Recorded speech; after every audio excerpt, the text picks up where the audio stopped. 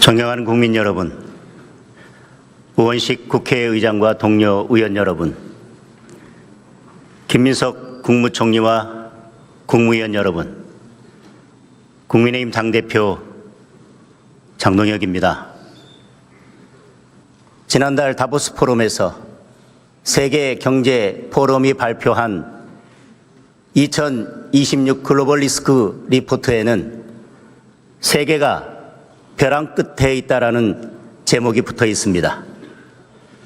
1,300명의 세계 각계 전문가를 대상으로 한 설문에서 향후 2년간 세계가 안정될 곳이라고 응답한 비율은 10%밖에 되지 않았습니다. 제재, 규제, 공급망 무기화와 같은 경제, 정치적 수단들이 들면서 지경학적 대립과 국가 간 무력 충돌이 확대되고 다자주의 후퇴와 보호주의 심화가 전통적 국제관계와 무역 투자를 위협하고 있다고 분석했습니다.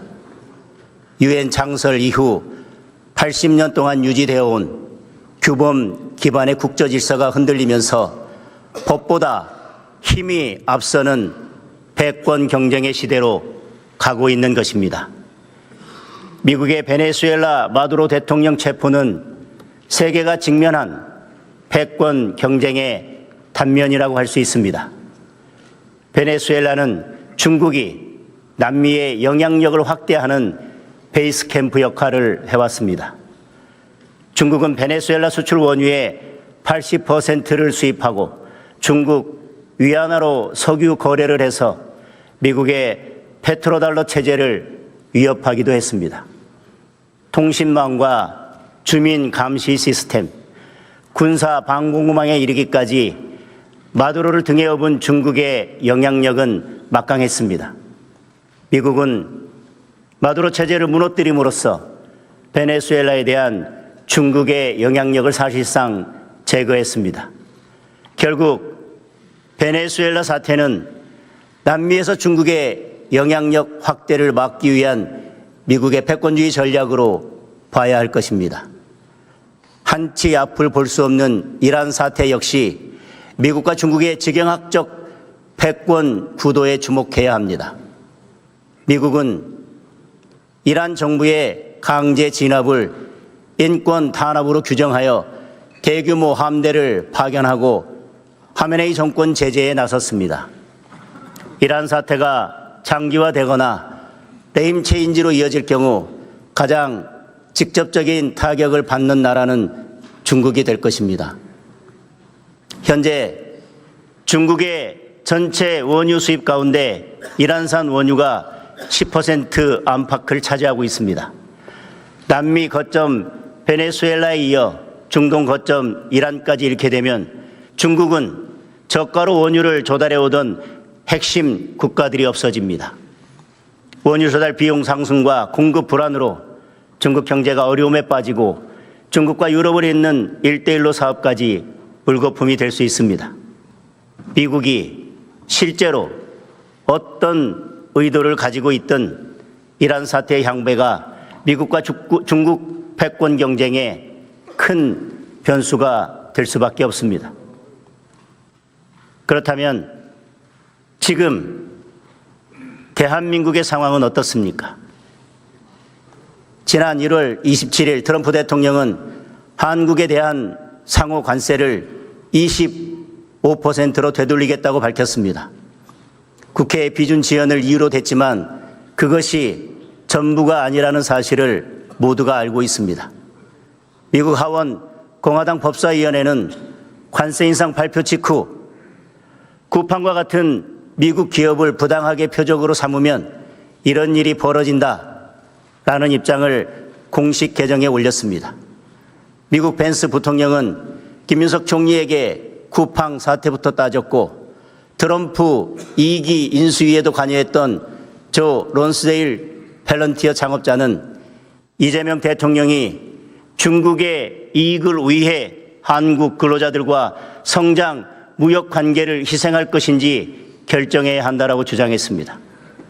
쿠팡 사태가 한 기업의 문제를 넘어 통상 마찰의 뇌관이 된 것입니다.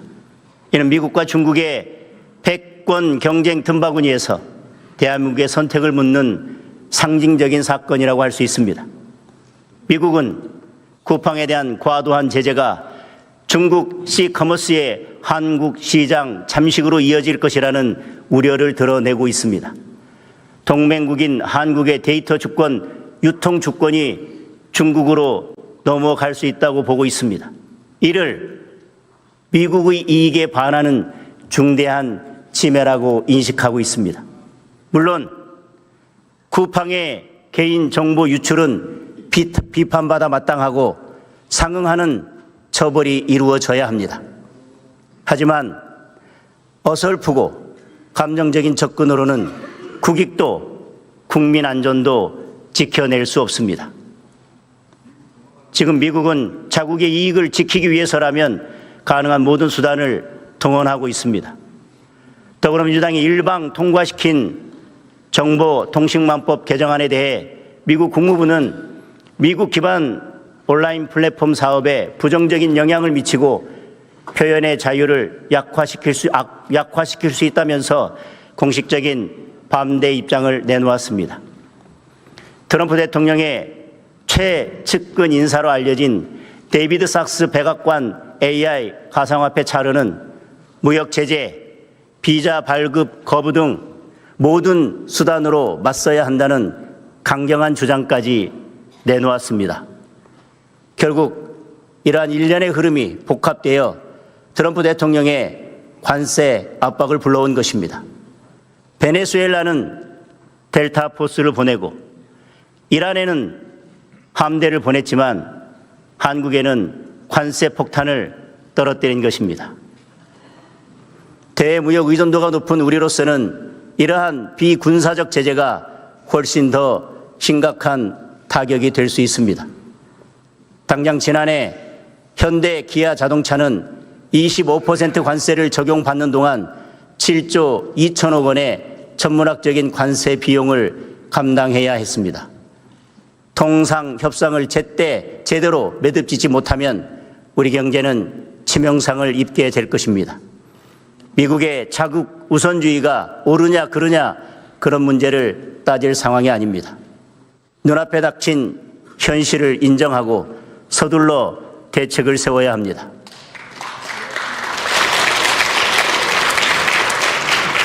글로벌 스탠다드에 부합하는 플랫폼 전략을 세우고 불평등 규제라는 오해가 발생하지 않도록 한미 통상 이슈를 치밀하게 관리해야 합니다. 이재명 대통령의 실용 외교가 정말 실용적인지도 점검해 봐야 합니다. 미국 가서 땡큐하고 중국 가서 쉐시하는 외교는 실용 외교라 할 수 없습니다.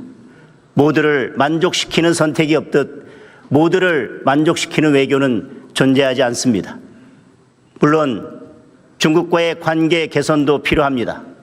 하지만 우리 외교는 결국 한미 동맹을 토대에 둬야 합니다. 한미 동맹이 흔들리면 한중 관계에서도 열세에 놓입니다. 문재인 정권 시절 초라한 혼밥 외교가 한중 관계의 냉정한 실상을 입증한 바 있습니다. 지금 당장은 패권 경쟁의 영향으로 중국이 어느 정도 유연한 자세를 보이고 있지만 언제든 얼굴을 바꿀 수 있다는 점을 기억해야 합니다.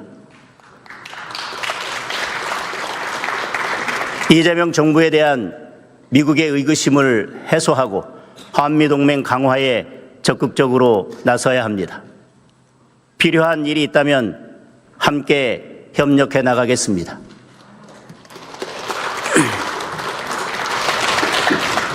우크라이나 전쟁이 끝나면 미국이 주도하는 재건 사업이 시작될 것입니다. 대한민국의 참여를 확대하는 것이 한미 동맹 강화는 물론 우리 국익을 늘리는 길이 될 것입니다. 트럼프 정부가 공을 들이고 있는 알래스카와 그린란드 개발에도 대한민국이 참여할 길을 열어야 합니다. 국민의힘도 할 수 있는 역할을 찾을 것입니다. 패권 경쟁의 속도가 높아질수록 국방의 중요성은 커집니다. 하지만 이재명 정권은 국방을 강화하기는커녕 우리 군의 전투력을 약화시키고 국방 시스템을 스스로 무너뜨리고 있습니다. 1조 3천억 원에 달하는 국방비 미지급 사태가 벌어졌습니다. 장병들에게 총 대신 3단봉을 들라는 지시를 내렸습니다. 남북 대화에 장애가 된다면서 한미 연합훈련을 축소하거나 중지하려 하고 있습니다. 단 한 번도 멈추지 않았던 대북 방송의 전원도 꺼버렸습니다. 더 나아가 이재명 대통령은 임기 내 전작권 환수를 주장하고 있습니다. 전작권 전환은 권한이 아니라 책임을 넘겨받는 것입니다. 이를 감당하려면 막대한 규모의 국방비 인상 등 현실적으로 여러 부담이 뒤따를 수밖에 없습니다. 국민 생명을 담보로 국방을 실험할 수는 없는 일입니다. 남북 관계에 대한 이재명 대통령의 왜곡된 시각부터 바로잡아야 합니다. 우리가 오랜 시간 북한에 대해 군사적 공격 행위를 해서 북한에서 엄청 불안했을 것이라는 대통령의 발언에 국민은 귀를 의심할 수밖에 없었습니다. 실언이라고 믿고 싶습니다. 실제로 대통령이 저런 인식을 갖고 있다면 그 자체로 우리 안보에 심각한 위협입니다. 이재명 대통령은 우리 영토와 국민을 보호할 책무를 지닌 대한민국 대통령입니다. 북한의 입장이 아니라 우리 국민의 입장에 서길 바랍니다. 국민의힘은 국민의 자유와 안전을 지키고 올바른 남북관계를 세우는 데 힘을 쏟을 것입니다. 이 정권이 외면하고 있는 북한 인권 문제, 국민의힘이 시민사회, 국제사회와 힘을 모아 챙기겠습니다. 장기적이고 합리적인 전작권 전환 스케줄을 우리 당 차원에서 준비하여 제시하겠습니다.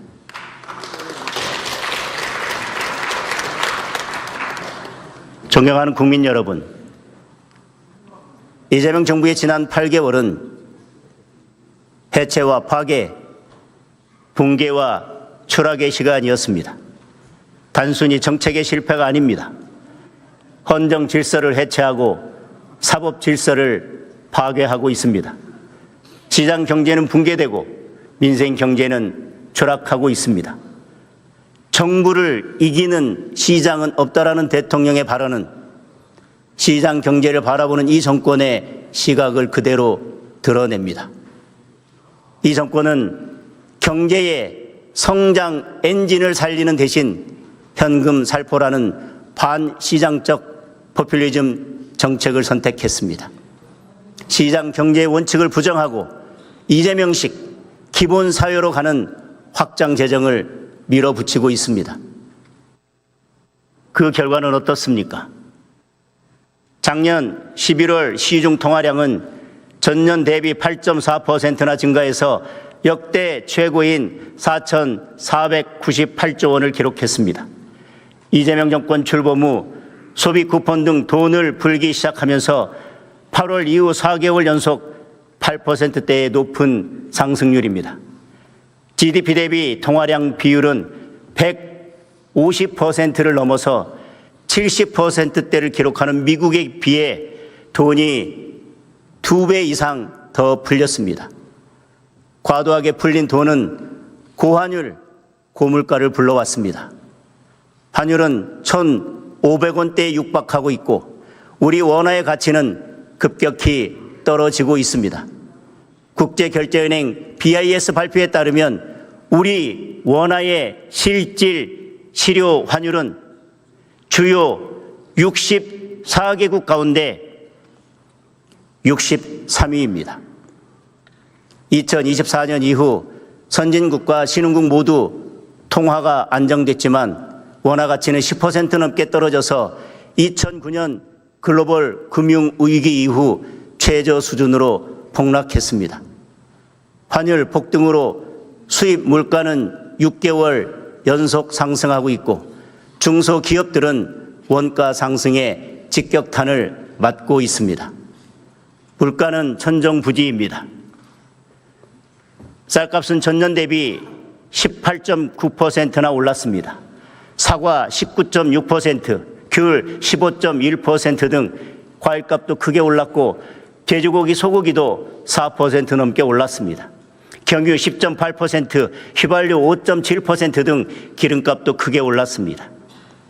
삼겹살, 김밥, 쌀국수 같은 서민 외식 물가도 5%대의 높은 인상률을 기록했습니다. 과도하게 풀린 돈에 무모한 부동산 정책이 더해지면서 주거 비용도 치솟고 있습니다.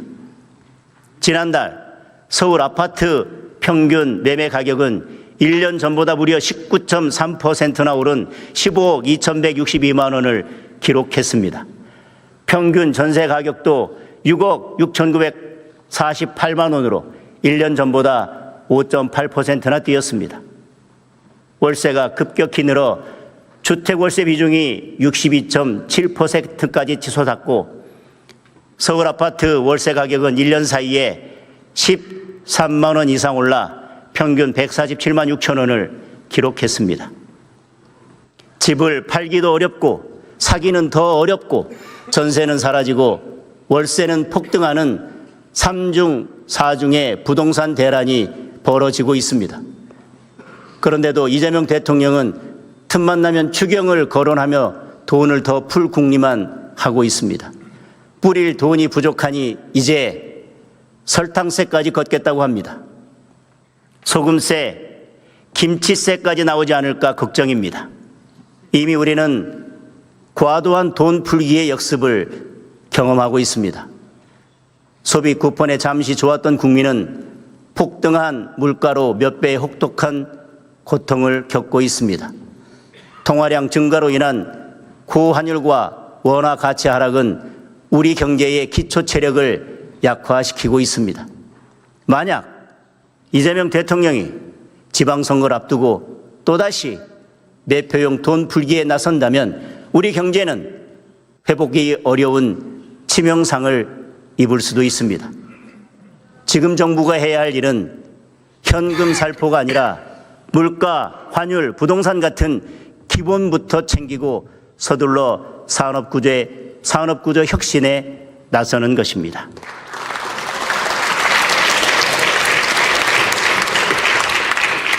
국민 여러분, 일자리 문제는 더욱 심각합니다. 작년 고용률이 지표상으로는 62.9%, 역대 최고를 기록했습니다.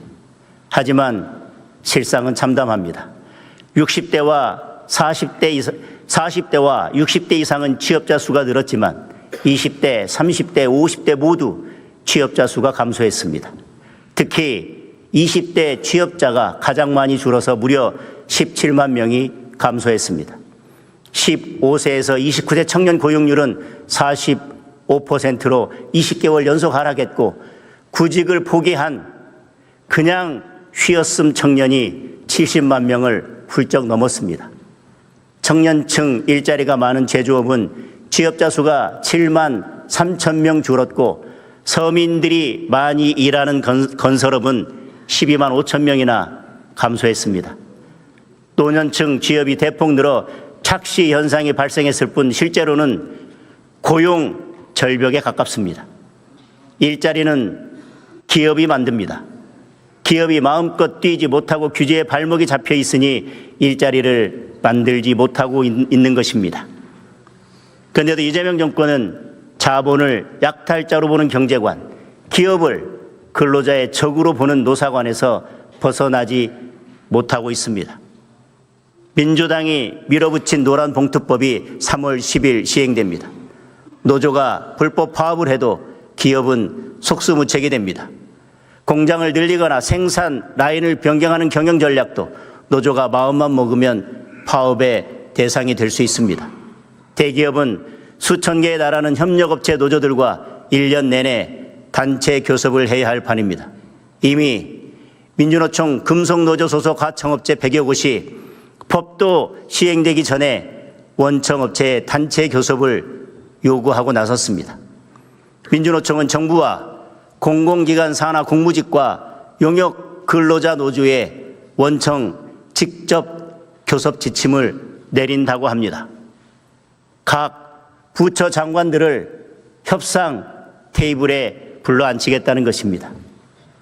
이런 마당에 어느 기업이 투자를 늘리고 일자리를 늘릴 수 있겠습니까? 한국에서 철수할 수 있다라는 주한 유럽 상공회의소의 입장문이 현실로 다가올 수도 있습니다.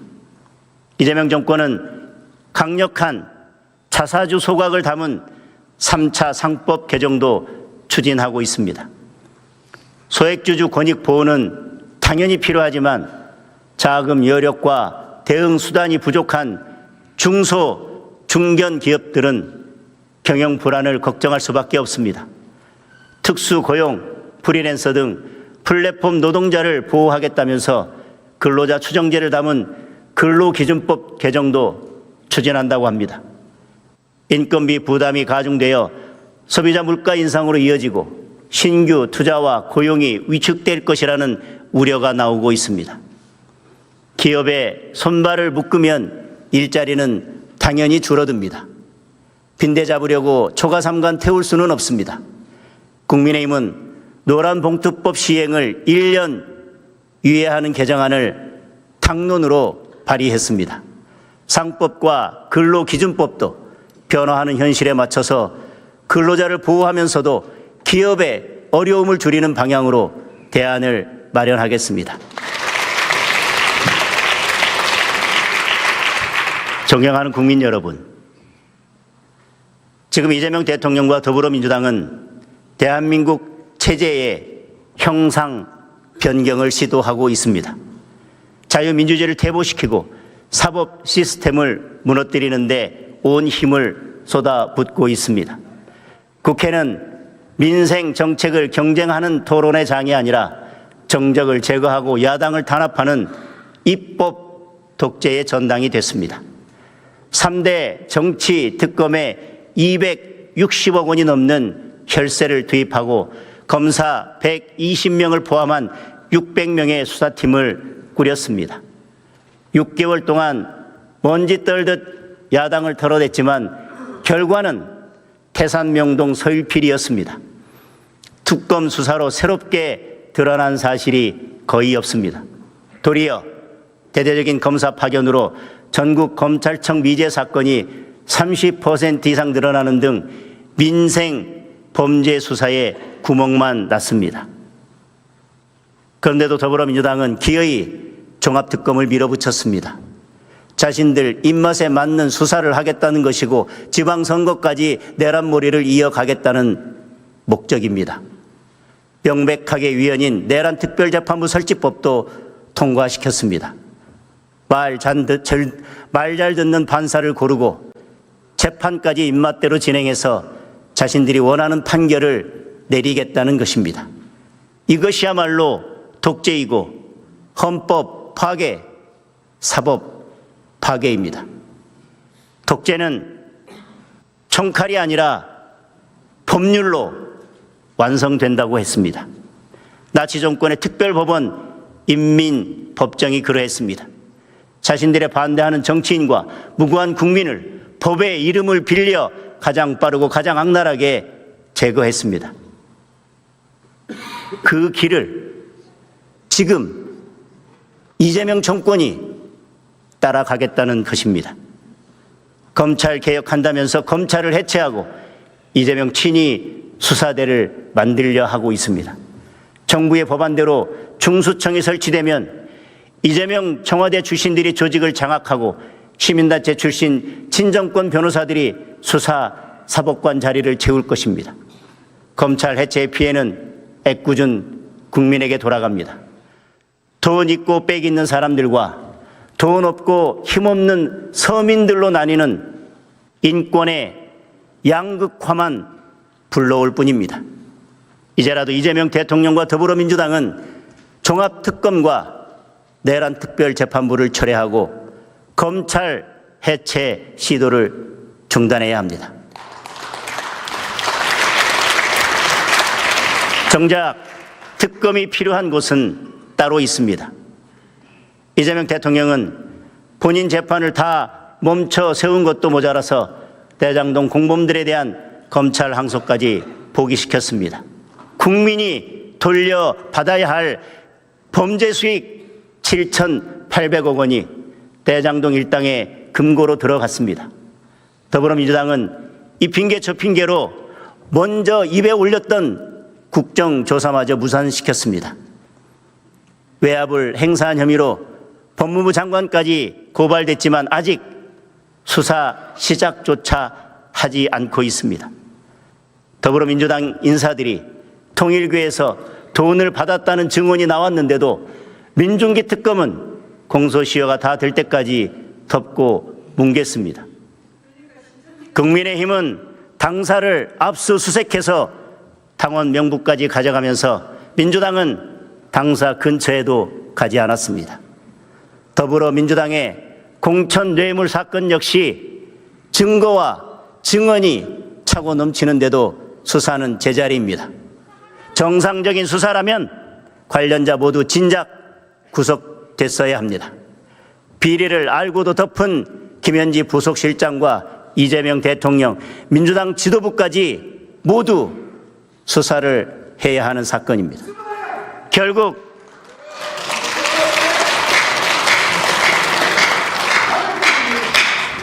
이 세 사건 모두 특검으로 진상을 규명할 수밖에 없습니다. 이렇게 살아있는 권력을 수사하라고 만든 제도가 특검입니다. 떳떳하다면 특검을 받지 않을 이유가 없습니다.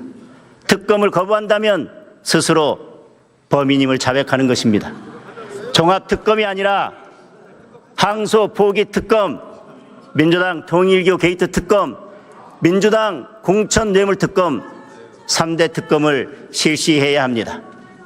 국민의힘은 3대 특검을 끝까지 관철시킬 것입니다.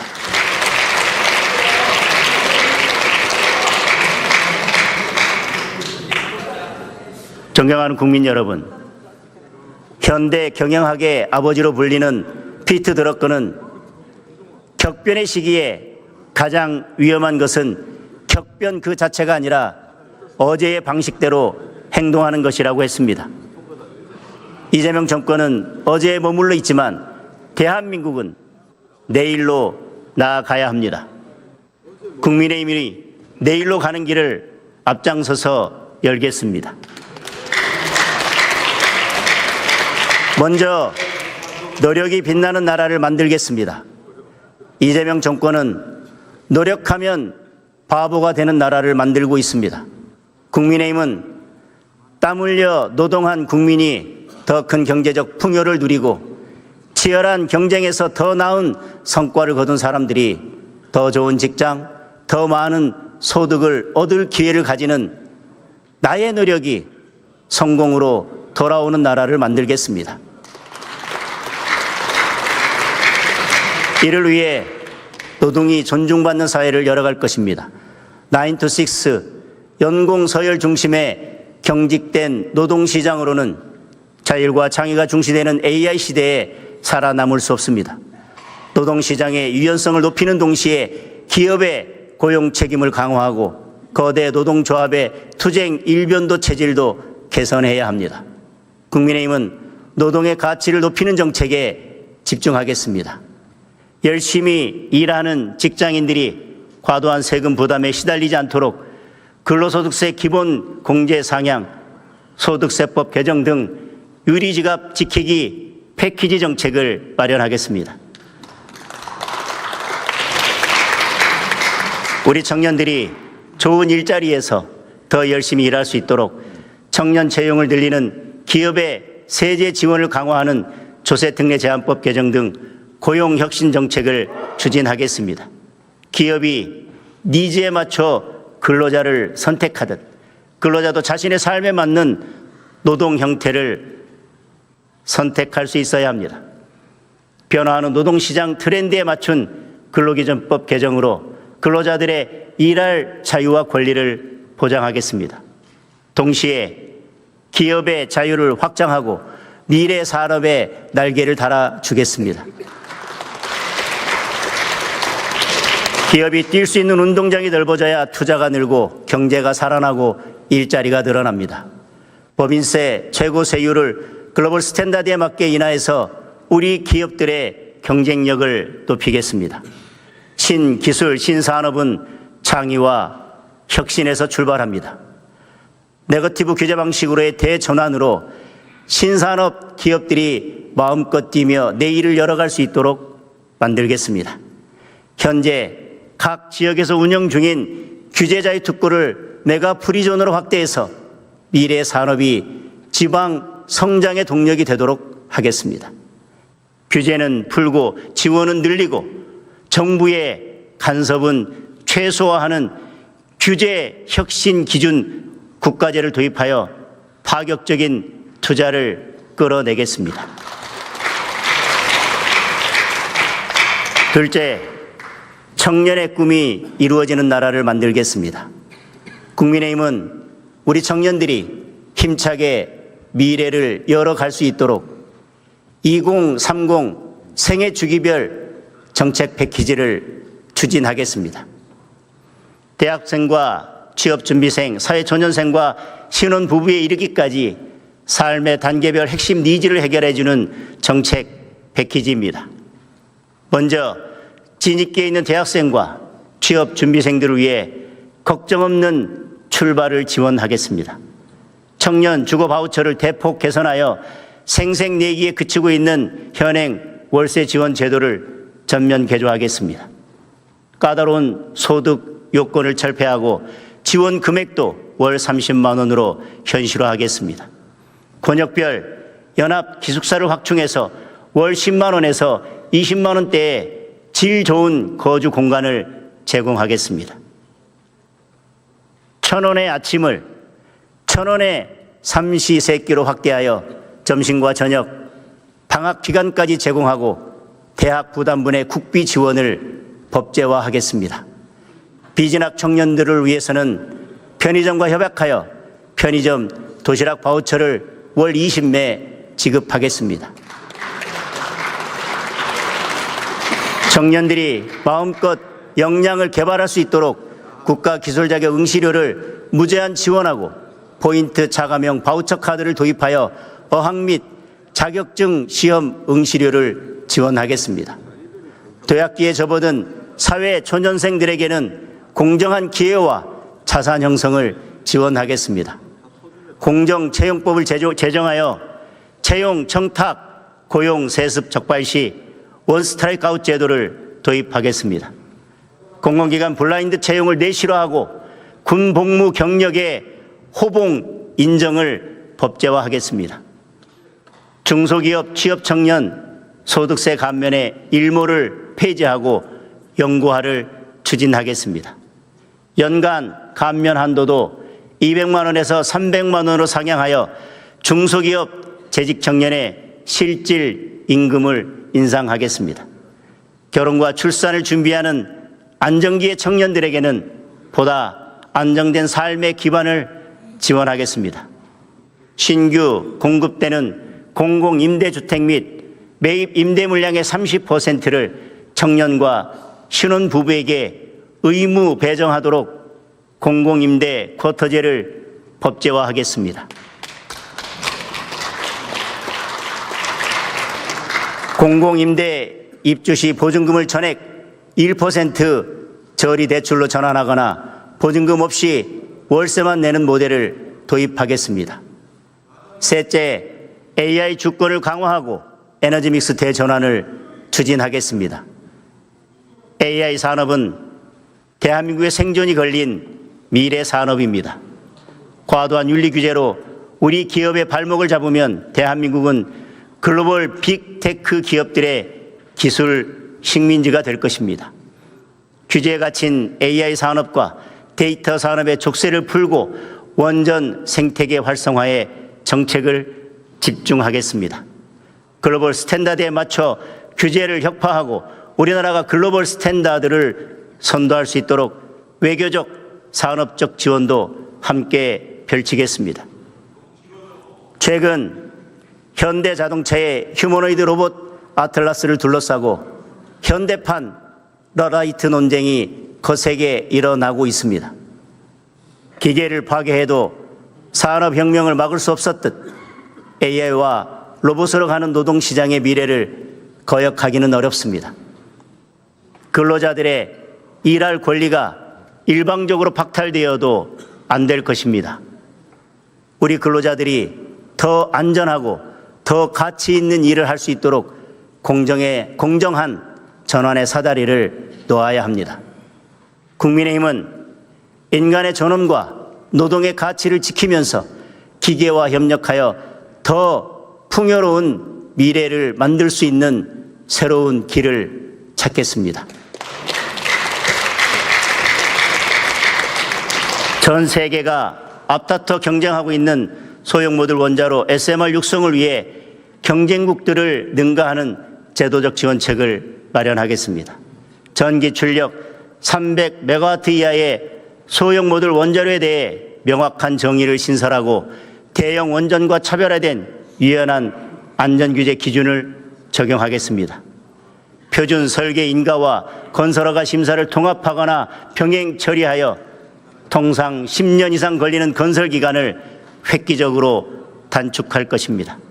한국형 ISMR의 실증을 위해 SMR 규제 자유 특구를 지정하여 기술 개발과 상용화의 속도를 높이겠습니다. 이는 우리 기업의 수출 경쟁력을 높이는 강력한 무기가 될 것입니다.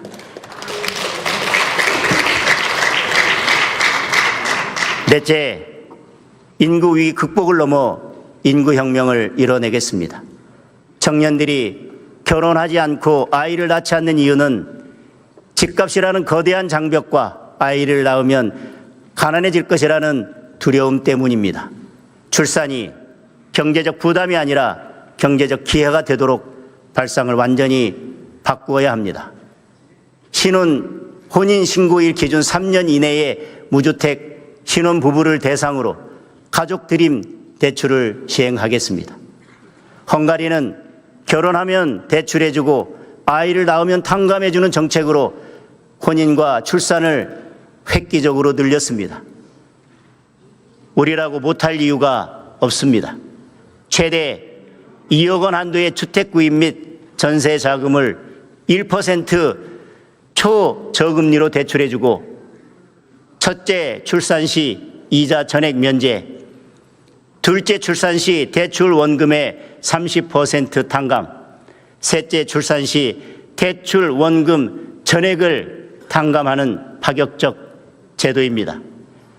주택, 도시기금 여유 자금을 재원으로 최우선 활용하고 필요한 경우 인구혁명 특별 회계를 신설하겠습니다. 이는 비용이 아니라 대한민국을 지속 가능하게 만들 가장 확실한 투자가 될 것입니다.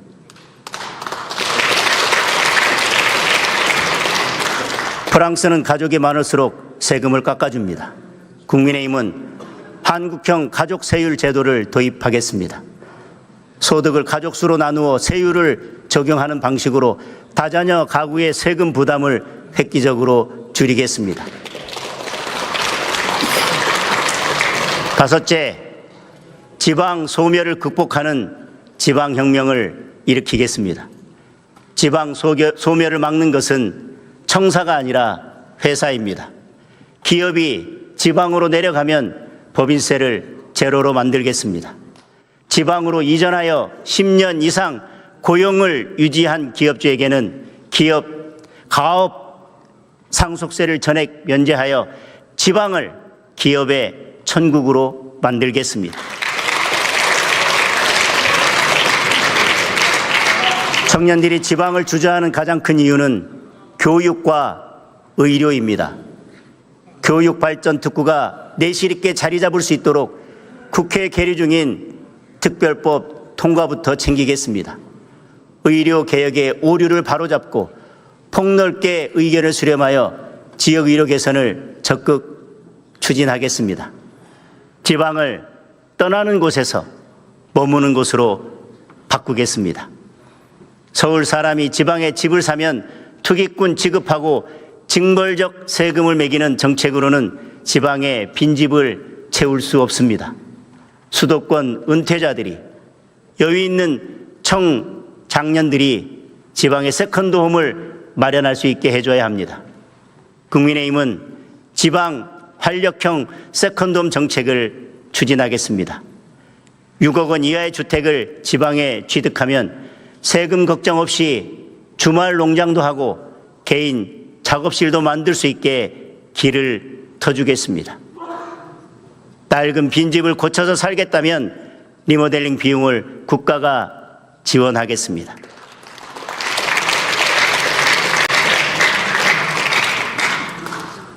국민 여러분, 그리고 동료 의원 여러분, 저는 오늘 인구혁명과 지방혁명을 묶어 대한민국의 지속 가능성을 논의할 국회 차원의 대한민국 리노베이션 태스크포스 구성을 제안합니다.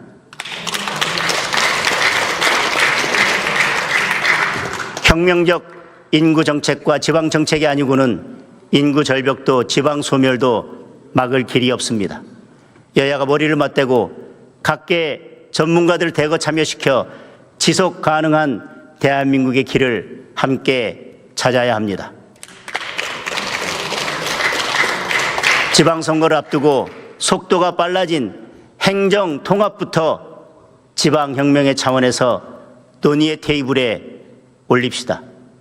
저와 우리 당은 이미 대전 충남 통합의 물꼬를 트고 행정 통합의 선도 모델이 될 특별법을 발의해 놓았습니다. 뒤늦게 이재명 정부에서 내놓은 행정 통합 방안은 통합의 요체인 중앙행정권한사무의 지방 이전과 지방 재정 분권에 있어서 구체적인 대안을 제시하지 못하는 선거공학적 졸속 방안입니다. 돈 퍼주면서 껍데기만 통합을 추진하는 것은 지역을 무시하는 처사이며 지방 분권의 정신에도 역행하는 일입니다. 태스크포스에서 현실적이고 합리적인 방안을 함께 찾읍시다. 세종시 행정수도 완성도 더 이상 늦출 수 없는 국가적 과제입니다. 행정수도 이전은 이재명 대통령의 공약이기도 합니다. 이재명 정부 임기 내에 청와대와 국회를 세종시로 완전히 옮길 수 있도록 헌법 개정, 특별법 제정, 청사 건설 등 제반 사항을 함께 검토하고 함께 추진해 나갑시다.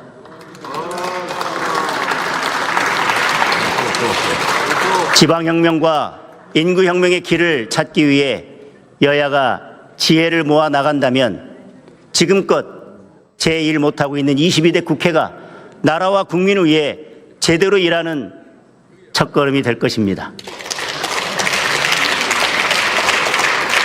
마지막으로 국민의힘은 기득권을 먼저 내려놓고 정치개혁에 박차를 가하겠습니다. 국회의원 불체포 특권 요건을 대폭 축소해서 중대비리, 부패, 선거 범죄에 대해서는 국회의 동의 없이도 사법 절차가 작동하도록 하겠습니다. 구태정치 재발을 막는 법률 정비도 추진하겠습니다.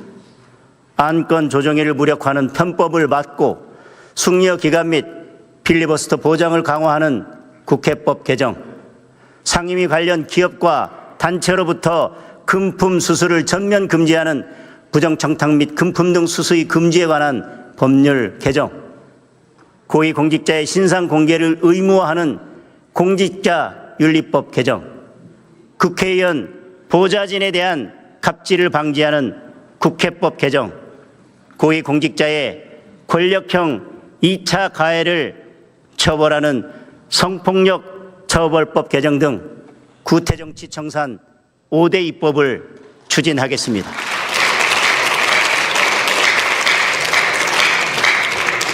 이와 함께 선거 연령을 16세로 낮추는 방안을 선도적으로 추진하겠습니다. 대한민국 청소년들은 세계에서 가장 높은 수준의 교육을 받고 사회적 판단에 있어 성인들에 결코 뒤떨어지지 않습니다. 16세 이상이면 정당의 당원이 될 수 있습니다. 직업을 가질 수도 있고 근로에 따른 세금도 납부합니다. 교실의 정치화에 대한 부모님들의 염려도 잘 알고 있습니다.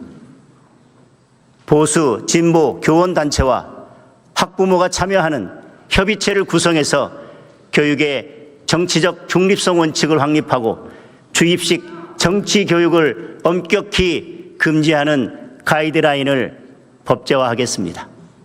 이번 지방선거부터 선거 연령을 낮출 수 있도록 정치개혁 특위에서 논의를 시작할 것을 제안합니다.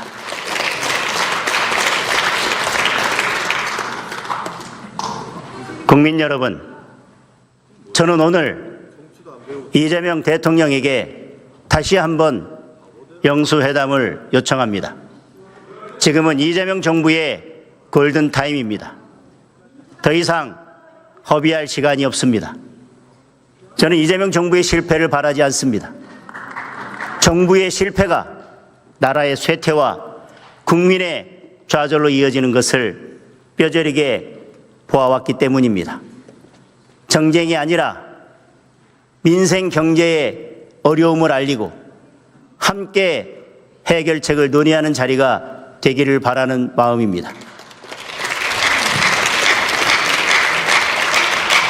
국민들의 걱정이 큰 물가와 환율 문제, 수도권 부동산 문제, 미국의 통상 압력 문제 등 민생 현안을 중심으로 국민의 목소리를 전하고 우리 당의 대안도 설명하겠습니다. 특검 추진 등 정치 현안도 허심탄회하게 논의했으면 합니다. 대통령과 제1야당 대표가 마주 앉아 현안을 논의하는 것만으로도 국민의 불안을 덜어드릴 수 있을 것입니다. 대통령께서 야당 대표 시절에 8차례나 영수회담을 제안한 것도 그런 이유였을 것이라고 생각합니다. 존경하는 국민 여러분, 미래학자 엘빈 토플러는 미래는 예측하는 것이 아니고 상상하는 것이라고 했습니다. 자유와 정의가 강물처럼 흐르는 나라, 나라의 번영이 국민의 풍요로 이어지는 나라, 전국 어디에 살든 안심하고 행복을 누릴 수 있는 나라, 남북이 하나 되어 더 큰 미래로 웅비하는 나라, 제가 상상하는 대한민국의 미래입니다.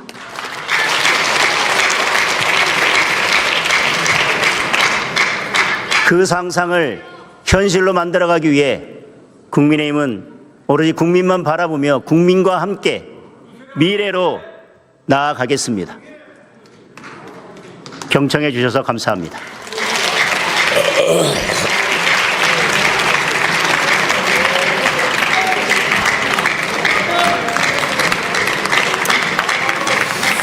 장동혁 대표 수고하셨습니다. 오늘 회의는 이것으로 마치겠습니다. 산회를 선포합니다.